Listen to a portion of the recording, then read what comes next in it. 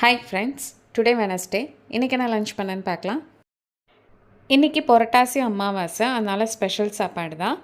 கொத்தரங்காய் பொரியல், முருங்கைக்கீரை பொரியல், அவரைக்காய் பொரியல், புடலங்காய் கூட்டு, வாழைக்காய் வறுவல், தயிர் பச்சடி, ஒயிட் ரைஸ் சுட சுட வடித்து வச்சுருந்தேன், கத்திரிக்காய் முருங்கைக்காய் மாங்காய் போட்டு சாம்பார்,